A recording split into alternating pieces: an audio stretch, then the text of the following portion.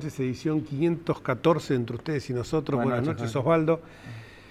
Como no podía ser de otra manera, hoy vamos a abordar el pavoroso drama de las inundaciones que afectan a muchísimos compatriotas nuestros y que también acá es fruto de la desidia, de la improvisación, quizás no solo de este gobierno, sino también de una falta de planificación de políticas a largo plazo. Esto se vincula necesariamente con otros temas de actualidad. No queremos olvidarnos del tema de los coletazos de las PASO, esta suerte de como una obligación que existiera por parte de los candidatos que terminaron en segundo y tercer lugar, me refiero a Mauricio Macri y a Sergio Massa, como que necesariamente deberían unirse, y acá parece que nuevamente el Círculo Rojo está haciendo de las suyas. El Círculo Rojo precisamente que había sido denunciado por Mauricio Macri en su hora como aquel que estaba presionando para buscar la generación de una suerte de remedio de lo que fue la alianza. Y si tenemos la experiencia, que por cierto no fue buena, de lo que ocurrió con la alianza, creo yo que si nosotros, y esto lo decimos muchos que venimos del tronco radical, creo que lo que debería provocarse es que se discutieran políticas de Estado en serio y que se generaran, en lugar de polos opositores, propuestas claras y concretas. Estamos absolutamente en contra, y lo hemos dicho permanentemente en este programa, de un gobierno que ha avasallado las instituciones de la República, el Estado de Derecho, un gobierno que ha mancillado toda posibilidad de tener una justicia independiente, antes bien adocenada, sometida a los designios del Poder Ejecutivo, con muchísimas asignaturas pendientes. Una de ellas es justamente la que vamos a abordar esta noche, y en ese sentido me parece muy auspicioso el hecho que una ONG, Argentina Debate, haya propiciado este debate entre los tres candidatos con mayores chances, Sergio Massa, Mauricio Macri y Daniel Scioli. Esto me parece sumamente importante porque pasa en otras partes del mundo, tiene su origen en los debates que sostuvieron allá por los años 60 Richard Nixon y John Fitzgerald Kennedy, tanto en televisión como en radio. Y esto es bueno porque la gente puede conocer las propuestas, puede verlos a los candidatos frente a frente, debatir sus ideas. Obviamente el debate no va a convencer a nadie, quizás, pero puede servir para complementar. Hace muy pocas horas escuché un disparate mayúsculo de aquellos que nos tiene acostumbrados el relator de fútbol uruguayo Víctor Hugo Morales, que dijo: va a ganar el más vivo, va a ganar el más pícaro, y entonces es como que descalifica. Por un lado está descalificando a los que van a intervenir en el debate, como diciendo que van a hacer picardías, y por otro lado, y es mucho más grave, nos está insultando a usted y a mí, señor, señora, y a todos nosotros, pensando que somos tontos y que nos vamos a dejar llevar por a lo mejor el más rápido en la respuesta, el más simpático o el más carismático. Y ustedes, como nosotros, vamos a ver las plataformas de los partidos políticos, vamos a ver las propuestas, y ese debate quizás va a servir sobre todo porque, aprovechando que va a ser tomado por todas las señales y no exclusivamente por una sola, va a servir para que la gente pueda aprender, con H en el medio, tomar así los conocimientos que pueden tener en los distintos temas, los que todos sabemos: seguridad, inflación, inclusión social, educación, salud, etcétera. ¿Querías acotar algo? Es un elemento más el del debate. Seguro. Para la consideración y la ponderación de la gente. A mi juicio no es el más importante, como tampoco lo son las plataformas. Para mí como ciudadano lo más importante es la trayectoria y la confianza que me despierten los candidatos, porque puede tener una plataforma bellísima, y si yo sé que en su trayectoria es una persona que ha actuado en forma contraria a esas ideas, no lo voy a votar. Además, hablemos sinceramente, Osvaldo, todas las plataformas van a contener el bienestar general, el bienestar común. Son más o menos vagas. Son más o menos vagas. Acá me vino a la memoria aquella frase de ese gran caudillo radical que fue Moisés Levenson, que señalaba muy claramente: doctrina para que nos comprendan, conducta para que nos crean. Yo creo que se trata justamente de eso. Y creo que en este debate da la sensación que parecería, como ocurre siempre, aquel que está mejor posicionado, aparentemente, en las encuestas, de acuerdo a las PASO, a esa foto, que por otra parte es bueno destacarlo, que se quiere trasplantar esa foto a la primera vuelta, y falta mucho. Evidentemente, el que lo veo más reacio a debatir me parece que es el que va primero, como ocurrió siempre. Bueno, lamentablemente en la historia argentina es lo que ha ocurrido. El caso que tenemos más presente, ¿te acordás? El de Angelós y Menem en 1989, con el programa de Neuta, donde se dejó la silla vacía. Pero no hay que cargar las tintas a Menem porque todos los candidatos que iban primeros, o no había encuestas a veces, pero que parecía que podían ganar, se negaban a debatir. Ojalá que termine esta mala cultura que no es solamente en tiempo electoral. A Argentina le falta mucho debate, mucha cultura de la confrontación de ideas. Y sobre todo en el tema que vamos a abordar ahora, que justamente la presidenta, cuando aparece situaciones como esta, que son de extrema gravedad, ante una catástrofe natural como fueron las inundaciones, que por supuesto, más allá de los 400 milímetros que llovieron en 4 días, o 4.000, ya no perdí la noción, de los milímetros que llovieron, una cantidad inusitada para la época, muchos dicen, bueno, esto hubiera sido inevitable.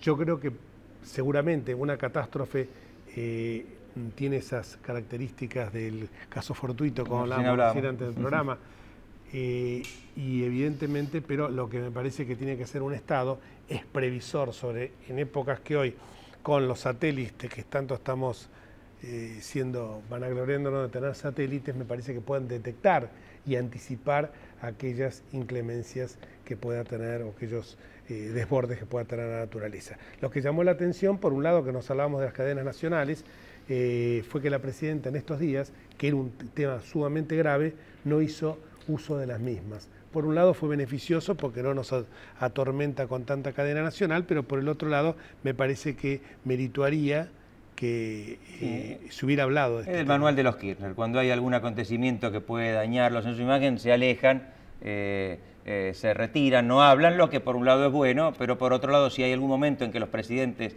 deben dar el ejemplo y aportar una palabra de consuelo y participar activamente en la solución de los problemas, son estos. Pero bueno, no vamos a cambiar después de 12 años. Claro, no estuvieron en Cromañón, no estuvieron en la tragedia de Once, no estuvieron en tantos temas que realmente fueron muy dolorosos para nuestro pueblo. Pero vamos a tocar el primer tema, el primero y único tema, con 3 especialistas en la materia.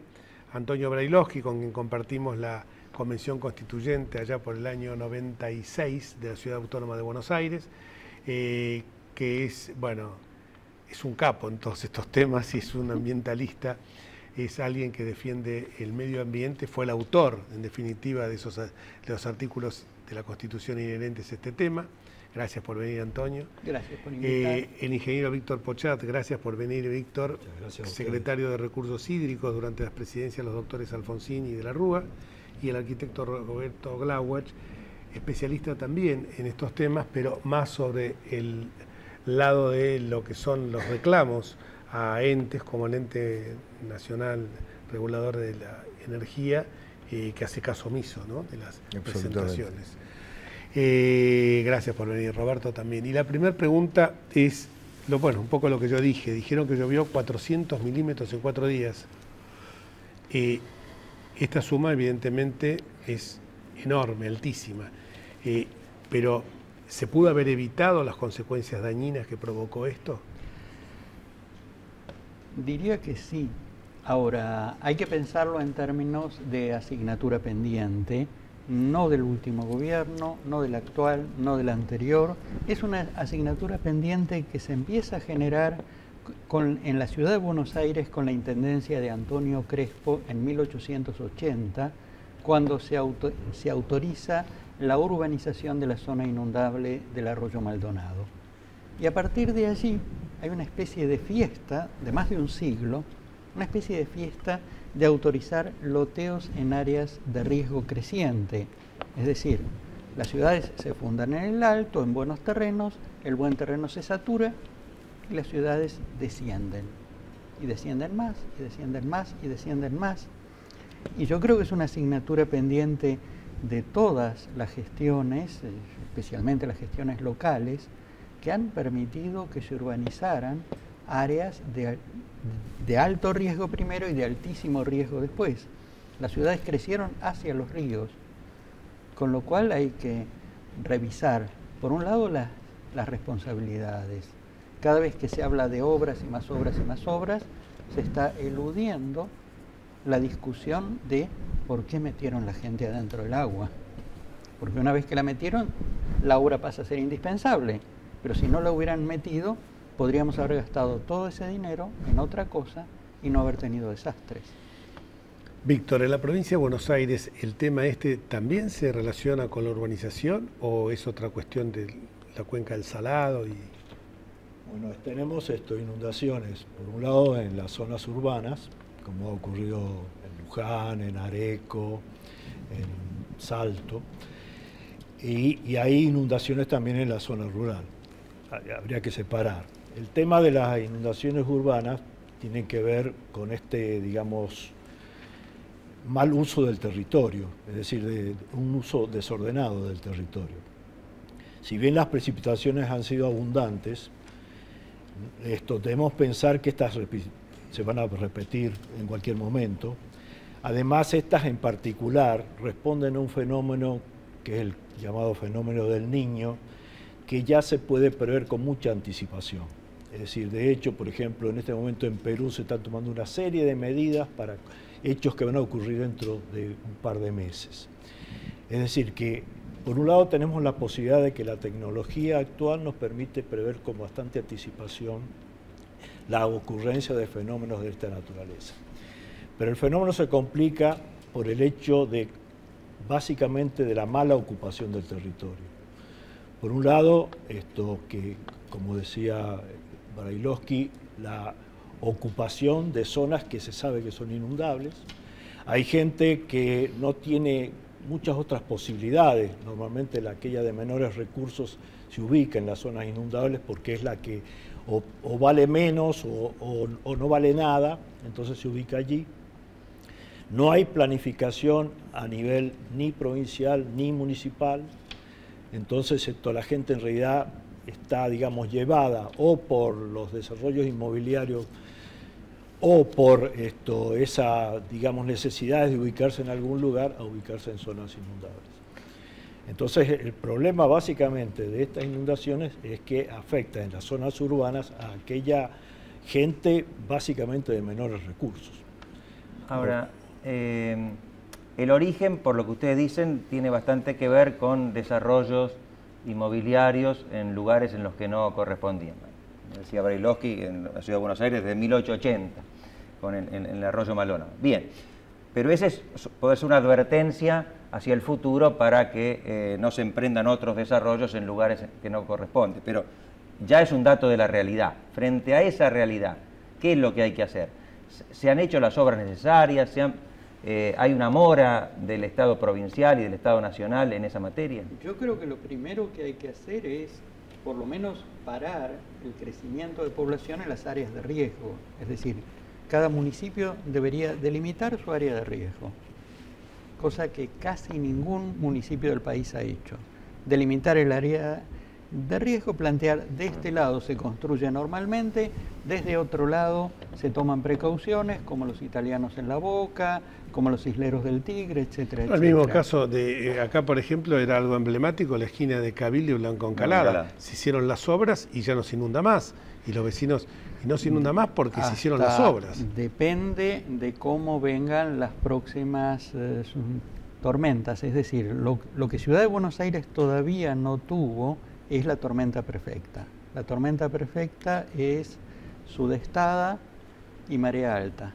Sudestada con lluvia torrencial. Con el Maldonado tuvo, y marea alta. Sí, tuvo y no hubo pasado. Yo creo que es porque se hicieron las obras. Yo pienso que es cierto que se hicieron las obras que había que hacer. Las obras no defiendo ayudan. la gestión está bien. Del gobierno Obviamente actual. Las obras ayudan, pero una cosa que el ingeniero pone es: esta obra puede proteger a la población hasta de una lluvia de hasta tantos milímetros. Sí, el propio gobierno de la ciudad dice eso, mitiga los efectos de las inundaciones, no dice que va a terminar absolutamente. Claro. Y yo creo que esto hay que decírselo a la gente, es decir, ayuda mucho los desagües, hagamos muchísimos desagües, pero ayudan. Una cosa es ayudan y otra es solucionan para... No, también, pero yo también cuando yo tomo el mapa del conurbano bonaerense y veo que hace 50, 60 años atrás vivía en el conurbano bonaerense 1.400.000 personas y era aparte todo terreno, lo que vos decís de los loteos. Sí. y hoy ahí viven 17 millones de personas, que con muchos solados, con mucho cemento, evidentemente las aguas no se escurren, al no escurrirse se desplazan. Pero además están allí, fíjate una cosa interesante, desbordes del río Reconquista hay desde hace siglos, pero recién con la industrialización de la época de Frondizi empezó a poblarse las márgenes del Reconquista, dejó de ser rural y pasó a ser urbano. Y hay inundaciones hubo siempre, pero claro, inundados del Reconquista desde principios de la década del 60. Entonces hubo toda una cosa de municipios que permitieron que hubiera pobres, como dice Víctor, o negocio inmobiliario, etcétera, seguro, etcétera. Roberto, cuando estaba hablando recién, estaba preguntando Osvaldo, asentías con la cabeza, como que efectivamente hubo una falta de previsión, partidas subejecutadas. Yo analizaría el tema desde dos ángulos. Hay un ángulo, digamos, de naturaleza propia, o sea, los cambios climáticos tienen alguna influencia, pero no toda. La urbanización, a partir de la ocupación y creación de las grandes ciudades, grandes urbanizaciones, teniendo en cuenta que hoy el 50% de la población mundial vive en ciudades, y para el año 2050 entre un 75 y un 80% de esa población va a vivir en ciudades. Entonces tenemos la ocupación del suelo, la impermeabilización del suelo, y no se han tomado por el otro lado, y acá viene la imprevisión y la falta de planificación, la mala adjudicación de los recursos, que se desvían para cuestiones intrascendentes, cuando se deberían aplicar a este tipo de obras de infraestructura. O sea, la falta de infraestructura que haga sustentable la situación actual, sustentable, no digo que la vaya a eliminar, porque la naturaleza sigue avanzando, tiene varias puntas de ataque. Por ejemplo, escuché por ahí que alguien dijo que el cultivo directo, la siembra directa, generaba este tipo de episodios. Eso es una mentira, no existe, al contrario, la siembra directa ha revolucionado la agroindustria, primero porque genera una mayor permeabilidad del suelo, al no arar la tierra y sembrar sobre el abrojo que queda de la siembra anterior, esta capa que queda sobre la tierra hace de amortiguador, con lo cual le da más tiempo al agua de lluvia para escurrirse. Además hace más permeable el suelo. Esos suelos tienen poros más grandes que los suelos que están deforestados o no están sembrados en estas condiciones. La deforestación también es otro agravante, porque los bosques también hacen de amortiguadores, y la tierra donde están los bosques es mucho más permeable, con lo cual tiene más tiempo la tierra de absorber y evita el escurrimiento cuando se vuelve impermeable la tierra. Las tierras no cultivadas son muy impermeables, mucho más impermeables que aquellas en donde hay cultivos o hay espacios verdes. Entonces, en el caso de la provincia de Buenos Aires, no tengo la menor duda de que hay una falta de planificación y una asignación de recursos ridícula, inclusive, podría llegar a decir.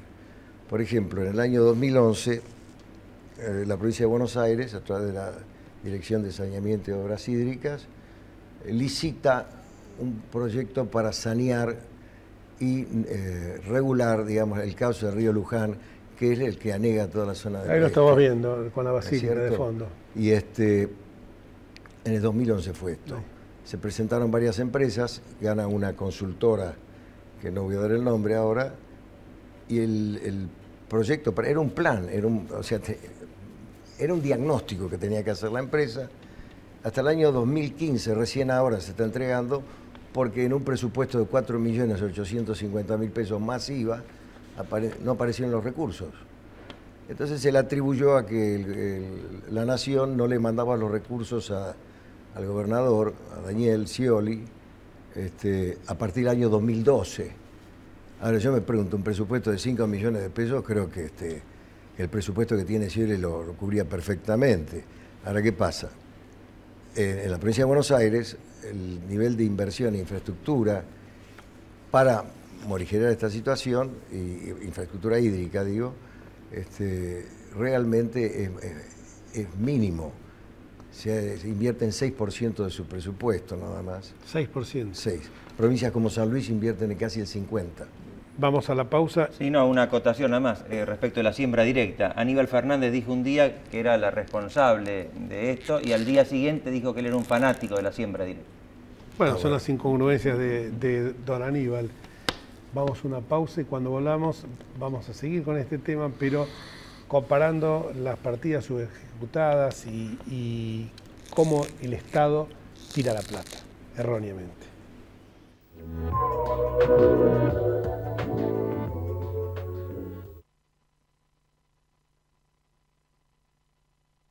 Escribanos en tu ciudad. Nuestro consejo es prevenir problemas. Colegio de Escribanos de la Ciudad de Buenos Aires. Consejo Federal del Notariado Argentino.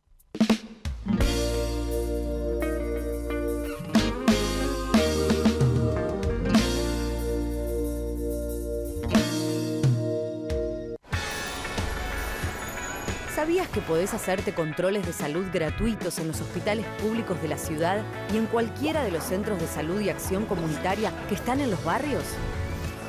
En la ciudad, la salud es prioridad. Por eso es pública, gratuita y de calidad. Buenos Aires Ciudad. En todo estás vos. Vivimos en un mundo que necesita minerales. Pero sabemos que, antes que nada, necesitamos un mundo donde vivir. Cámara Argentina de Empresarios Mineros. Por una minería limpia, segura y sustentable. Andar, obra social de viajantes vendedores de la República Argentina. La mejor cobertura familiar al mejor precio. Planes de salud para particulares, trabajadores en relación de dependencia y monotributistas. 0810-345-0184. Andar, www.andar.org.ar. Sin abogados, no hay justicia. Si tiene alguna duda, consúltelos. Es un mensaje del Colegio Público de Abogados de la Capital Federal.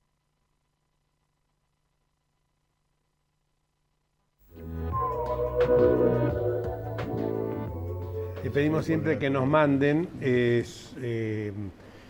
sus comentarios a nuestras vías de comunicación, entre ellas los celulares, la página de @gmail.com y también, porque Osvaldo y yo somos fanáticos de Twitter, por Twitter. Acá tenemos dos saludos de David Vincent y de Federico Tiberti, que espera un joven hermano en el aula y en la vida. Y hablando de hermano en el aula y en la vida, tenemos acá el arquitecto Glawach, promoción 64, la misma que yo. Antonio Bedeloski, que venía una después, y vos promoción 72. 79. 79. No. Sí. 4 exalumnos del Nacional de Buenos Aires, pero con los máster que tiene Víctor Poyat, ingeniero civil, que estudió en Cuyo, nos mató a todos. Y sobre todo porque también dijo, para estar en esta mesa yo también tengo. ¿Cuántos parientes tenés? 2 hijos, el yerno y la nuera egresados del Buenos Aires. 2 hijos.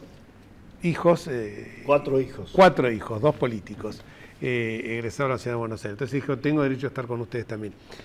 Yo le quería preguntar al ingeniero Poyat, tanto por su conocimiento académico como por su experiencia como funcionario, ¿cuáles son concretamente las obras que hay que realizar? Y si se hicieran las cosas bien, ¿en qué término aproximado? No se va a solucionar completamente, pero por lo menos no tendríamos estos efectos tan dramáticos que se están viendo en estos días.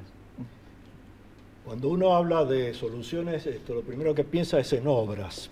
Ciertamente hay algunas obras que realizar, pero también hay una serie de acciones paralelas, tal vez mucho más económicas, pero también de muy buena, digamos, resultado.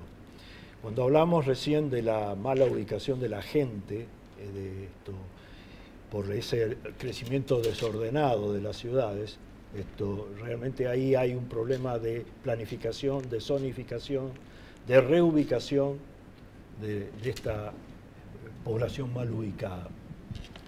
También todo el tema, lo que significa el alerta temprano, el conocimiento de que va a ocurrir la probabilidad de una inundación, la necesidad de tener instrumentadas las cuencas de manera tal de que pueda haber observaciones que puedan indicar con anticipación a las personas que va a ocurrir el acontecimiento.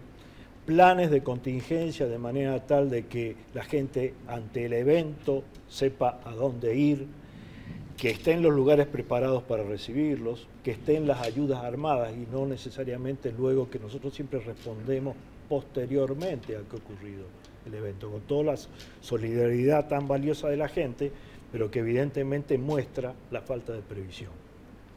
En cuanto a las obras, y respondiendo a la pregunta específicamente, depende de dónde estemos hablando. Hay algunos lugares urbanamente muy consolidados, como es el caso de la capital federal, el caso de gran parte del Gran Buenos Aires, donde ya hay que pensar en obras de retención o de desagüe, porque es muy difícil reubicar a la población. Por un lado, tratar de evitar de que las zonas que son impermeables se sigan impermeabilizando, es decir, el avance inmobiliario lleva a que tengamos cada día mayor pavimento, menos parques, menores zonas donde puedan inclusive reemplazamos los adoquines que son parte permeable por pavimento. Todo ese tipo de cosas hay que tenerlas en esta planificación. En lo que significaría retención, de manera tal de que los caudales se desplacen hacia aguas abajo en forma más atenuada. Y después todas las obras de desagüe. Eso en las zonas consolidadas. En estas localidades donde la parte urbana está menos consolidada, ahí podemos todavía tener la oportunidad de pensar en la planificación como hablamos anteriormente. Es decir, que el crecimiento de esas ciudades se haga en forma ordenada, no se invadan las zonas inundables, se pueda, digamos, tomar precaución. Por ejemplo, uno de los temas que ha salido a relucir es el problema de desagüe, por ejemplo, del río Luján, por un lado por falta de limpieza, por otro lado porque se han inundado, porque los valles de inundación, los humedales y demás naturales se han cubierto con urbanizaciones privadas. Es decir, todo eso es una falta realmente de planificación. Entonces, aprendiendo de esta mala experiencia, podemos pensar primero en este ordenamiento y segundo, entonces definir las obras que serán en algún caso retención, en otros casos serán defensas parciales con el tipo de algún tipo de diques y en otro lado facilitarle el tipo de desagüe. Realmente la situación es preocupante. Bueno, lo único que ha servido esto es para hacer aflorar nuevamente, ya la música nos está echando del aire, aflorar nuevamente la solidaridad del pueblo argentino, los clubes de fútbol como River, Boca, Racing, Independiente, San Lorenzo, todos, la red solidaria, por supuesto, Juan Cáritas, acerquemos todos nosotros alimentos no perecederos, frazadas, agua mineral, leche, por supuesto leche en sachet, frazadas, colchones, etc. Y pensemos también una sola reflexión. Hoy nos preocupamos por las inundaciones, pero no nos preocupamos que la Secretaría de Recursos Hídricos tiene 470 millones. Y saben que Aerolíneas Argentinas nos cuesta 4.566 millones y gastamos en Fútbol para Todos 1.634. Creo que tenemos que algún día fijar cuáles son las prioridades, ¿no es cierto? Y que no tengamos que pagar que el gobierno gaste 10 veces más en aerolíneas con $2 millones de déficit diario que en obras hídricas. Y nos vamos hasta el próximo martes, si Dios quiere, con mucha preocupación por esto que nos está afectando a todos los argentinos. Chao, gracias.